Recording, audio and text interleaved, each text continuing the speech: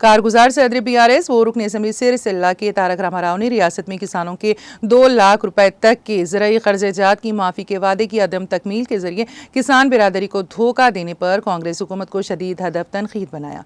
उन्होंने कहा कि बीआरएस पार्टी किसान बिरादरी के साथ हुकूमत के खिलाफ जंग में शामिल रहेगी ताकि किसानों को उनका हक दिलाया जा सके।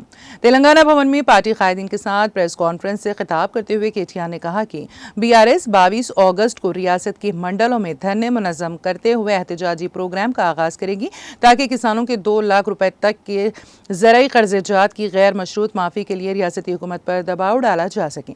अगर रियासती हुकूमत इस मुतालबे पर मुस्बित जवाब देने में नाकाम रहती हैं तब बीआरएस आइंदा मरहले में जेल भरो प्रोग्राम के इनेकाद से भी गुरेज नहीं करेगी। उन्होंने कहा कि कांग्रेस पार्टी के वादे के मुताबिक किसानों के कर्ज़जात की माफ़ी के मुतालबे की तायीद व हिमायत में रियासत भर में खुद को गिरफ्तारी के लिए पेश किया जाएगा। कर्ज माफ़ी के मुतालबे पर किसान रियासती हुकूमत के खिलाफ सदाए एहतजाज बुलंद कर रहे हैं, जिसकी वजह से सूरत हाल कशीदा हो गई हैं। एहतजाजी किसानों के खिलाफ रियासती हुकूमत की जानिब से मुकदमात के इंदराज के बायस दहशत पाई जाती हैं।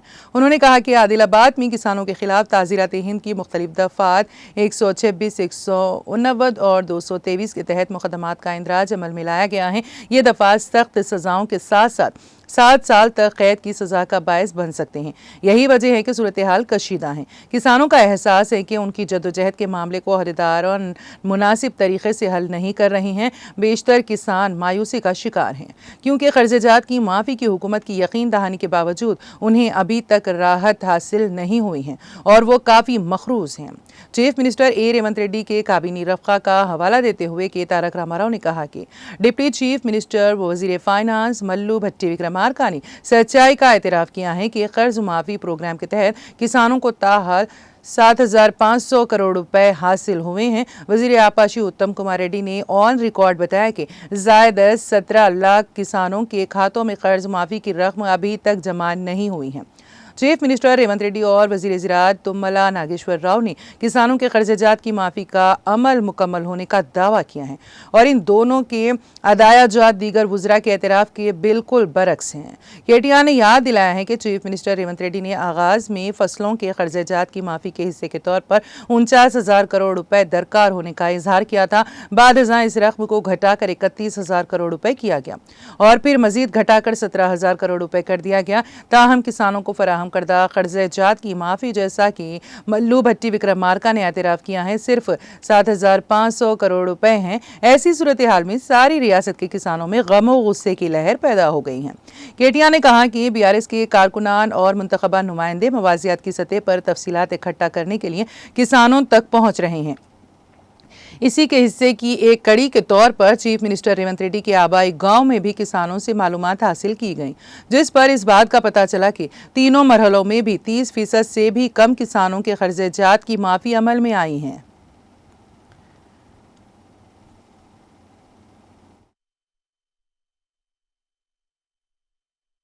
తెలంగాణ ప్రజల సాక్షిగా చెప్పేది ఈ 70 లక్షల మంది రైతులను ఖచ్చితంగా ఈ ముఖ్యమంత్రి వెన్నుపోటు పొడిచిండు, మాయ మాటలతోని మభ్యపెట్టి తడిగుడ్డతో గొంతు కోసిండు।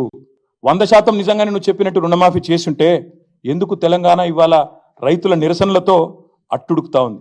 ఇక రైతుల నిరసనలు పెరిగంగానే ముఖ్యమంత్రి గారికి ఒక టాక్టిక్ అలవాటైంది, బాగా అటెన్షన్ డైవర్షన్ టాక్టిక్। ఏదో ఒకటి చిల్లర భాష మాట్లాడాలి, బజారు భాష మాట్లాడి దాని వైపు దృష్టి మలచాలి। దరిద్రం ఏంటంటే ఆయన బూతులు మాట్లాడతాడు, నికృష్టంగా మాట్లాడతాడు, దాన్ని రాసేవాళ్ళు ఉన్నారు, చూపెట్టేవాళ్ళు ఇంకా అదో పైశాచిక ఆనందం। కేసీఆర్ని తిట్టంగానే చూపెట్టి సంబరపడే కొన్ని మీడియా సంస్థలు, కొన్ని అందరిని అంటలేను, ఇక అదో రోగం ఉంది ఇక్కడ ఈ రాష్ట్రంలో। ఎందుకంటే వాళ్ళకి తెలంగాణ ఇష్టం లేదు, తెలంగాణ అస్తిత్వం ఇష్టం లేదు కాబట్టి సహజంగా కేసీఆర్ని తిడితే సంకలు గుద్దుకుంటూ అరే బాగా తిట్టిండు అని సంబరపడే కొంతమంది సన్నాసులు ఎవరైతే ఉన్నారో వాళ్ళకి నేను చెప్తా ఉన్నా, మేము అటెన్షన్ డైవర్ట్ కాం, మేము బరాబర్ రైతులతోనే ఉంటాం। ఆయన ఎన్ని చిల్లర మాటలు మాట్లాడినా, ఎంత బజారు భాష మాట్లాడినా, తన వికృత స్వరూపాన్ని ఎంత బయట పెట్టుకున్నా మేము మాత్రం రైతుల కోసమే రణం చేస్తాం, రైతులతోనే ఉంటాం, మేము ఖచ్చితంగా ఎంబడబడతాం। ఇవాళ ఒకటి కాదు మోసం, చూడండి ఒకసారి, రైతు భరోసా పెంచుతా అన్నాడు, ఎగ్గొట్టిండు, రుణమాఫీ అన్నాడు, మోసం చేసిండు, బోనస్ అన్నాడు, బోగస్ అయిపోయింది, కానీ వదిలిపెట్టం, ఇచ్చేదాకా ఎంబడబడతాం। రైతులకు కరెంట్ అన్నాడు, 24 గంటల కరెంట్ అన్నాడు, ఎక్కడుందో మాకే తెలియదు, అందుకే ఈ రైతు ద్రోహి ప్రభుత్వాన్ని వదిలిపెట్టకుండా వేటాడతామని చెప్పి విజ్ఞప్తి చేస్తా ఉన్నా. అందుకే రేపటి నుంచి మా పోరాటం రేపు మొదట అడిగే డెడ్ లైన్లు మారుస్తూ ఉన్నారు, హెడ్ లైన్లను మేనేజ్ చేస్తూ ఉన్నారు. మాకు అర్థమవుతా ఉంది, రైతులకు కూడా అర్థమవుతా ఉంది. హెడ్ లైన్ మేనేజ్మెంట్, ఆస్ట్రేలియా పర్యటనలు మేము కూడా చూస్తున్నాం, రైతులు కూడా చూస్తూ ఉన్నారు. కాబట్టే నేను చెప్పేది, ఖచ్చితంగా ఈ ప్రభుత్వం ఏదైతే తేదీ చెప్పిందో 15 ఆగస్టు అని, మాఫీ చేయనందుకు మాఫీ మాంగో, కిసానో సే మాఫీ మాంగో పేలే, చేయలేదు చేతగానోళ్ళం సన్నాసం అని ఒప్పుకోకపోతే, మీరు ఇచ్చిన మాట గనక నిలబెట్టుకోకపోతే వదిలిపెట్టం, వేటాడు.